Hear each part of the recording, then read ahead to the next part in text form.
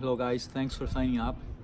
I am Ricardo Barreto. I'm here in this ecological preserve in Mexico, doing a little bit of rewilding, what the Japanese call forest bathing, inhaling bacteria, changing my microbiome, the guts, lungs. We are the species that we recognize more shades of green than any other color. Maybe because of our evolutionary history, we've been in forests, leopards want to eat us, we want to know what's green, what's not green, whatever. But so cool. So the first thing you're going to do, this is it. You're going to go on the web and you're going to find the Bulletproof roadmap. Bulletproof or Bulletproof diet roadmap. I'll try to post a link. This is the entire book in one chart. But of course, you want to read the book because David is incredible. Here's the book. We want to get the diet Bulletproof. It's a good start into the mind of the biohacking movement and the mind of Dave Asprey, right? So what is biohacking? What are some of the things we're going to talk about here? Biohacking is the art of using technology to change the environment both inside and outside, to make your body do what you want. So let's define some concepts. By inside, you mean imagine there are a lot of systems operating inside your body. Like Carl Jung would say, we don't live, we're being lived by things that we pretend we understand. But the more we understand about these systems, we understand that it's creating something here that's really bad for me, or it's creating something here that's good. How do I make this thing produce less of the bad thing, right? Or this kind of hormone, or this kind of craving, or whatever it is. And how do I make this thing produces more of this? How do I get more NAD+? How do I get more cardiolipin? How do I get more of these neurotransmitters that will help me have more energy, have more time, produce better, think better, more great physical energy, and feel better. So the environment inside is everything that's going inside of you. Outside,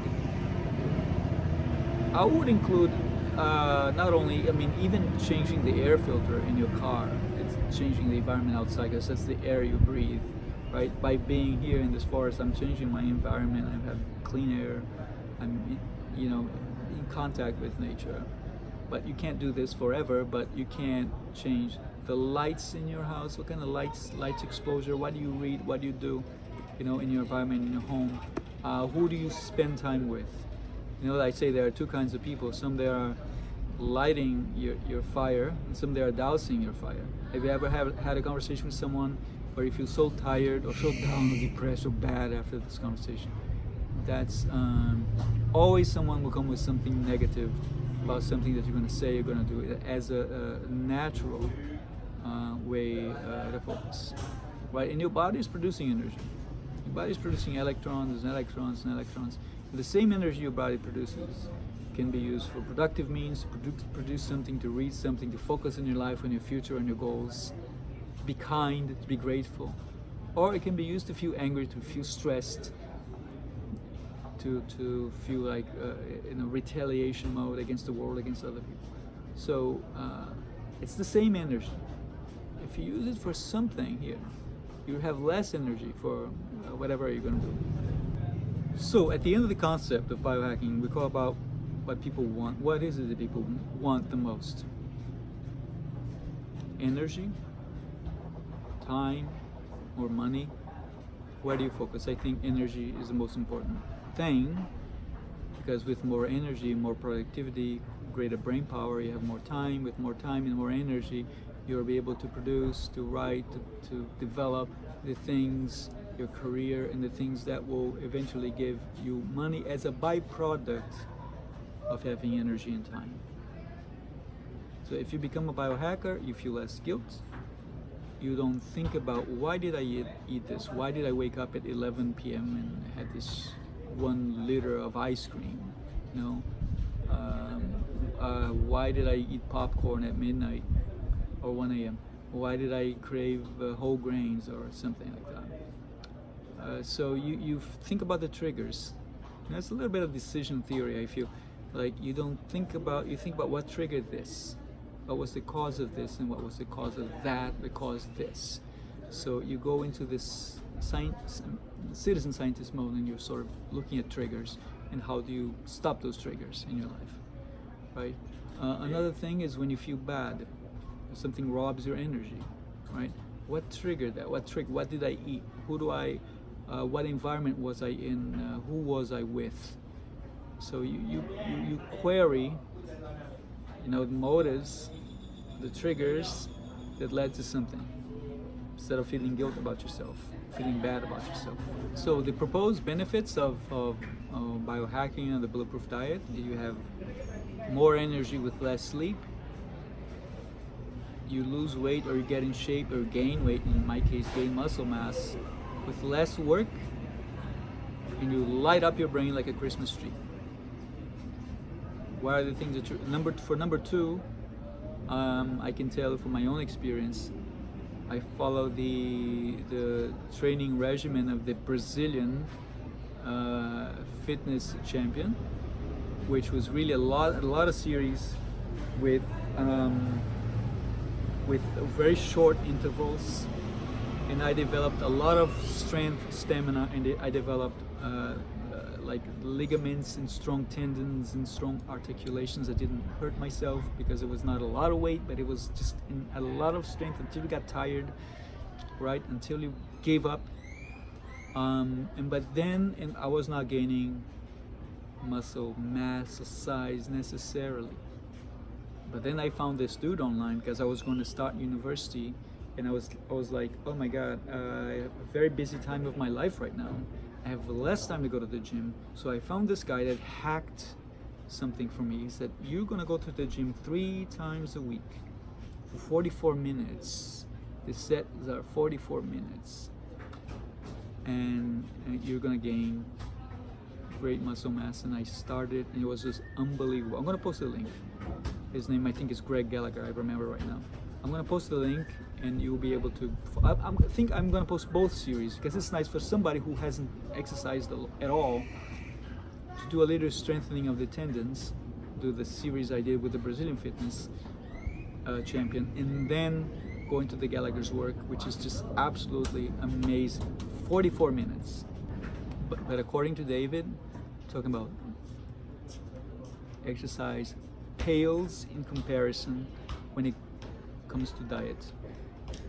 Diet is the thing that's really going to change your life and up your energy, your IQ, your willpower, your stamina, anti-aging, and all that stuff. And we're going to focus a lot on the diet in the next series of videos.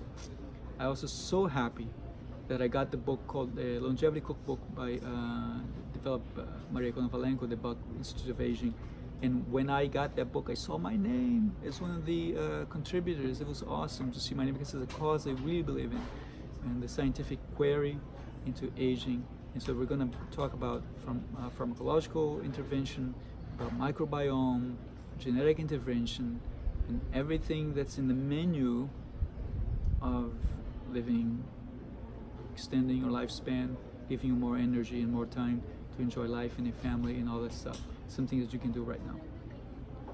Promise, this is the one thing. There are two factors when it comes to aging and improving in biohacking. Number one is information, right?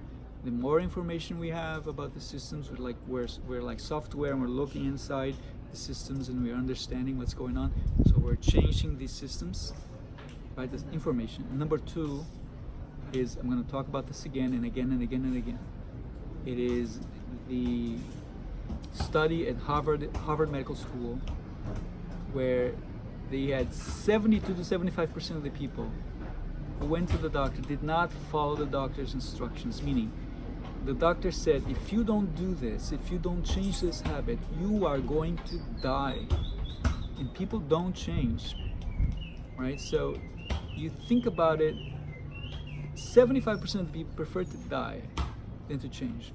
Change is a very, very difficult thing, and it's up to you to change your habits. Like I did, I changed immediately. Somebody said, this is good for you, I'm right there, I'm trying it on myself. It's very individualized. The chart you're gonna download, you're gonna get from the roadmap. Just gonna point something out. You have the green. The green is pretty much good across the board. Then you have the red, which is they call kryptonite, which is bad for everybody, right? And there's this yellow section in the middle. This yellow section in the middle means that it may have negative or positive impacts according. It's a very individualized approach, and I worked with a company that worked with a very individualized medical approach called MetaMed in the past. So we're going to go into detail. The book goes into detail about everything. So it's basically it's a way of you getting to know yourself and being willing to change, being willing to optimize, and be willing to become a citizen scientist and sort of figure things out on your own with the help of the videos and everything we're gonna go through here. All right?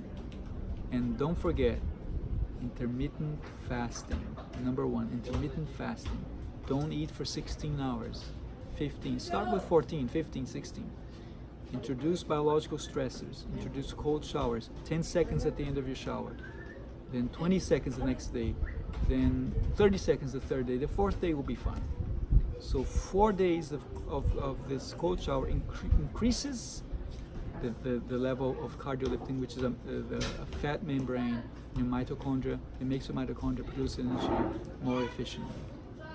So I hate cold showers. This is the most difficult part for me. But if I can go 10 seconds, 15, 20, 30, and I do it 3 times a week, I'm getting some benefit out of it. All right, see you. It's a long series of videos here, and I hope you enjoy it.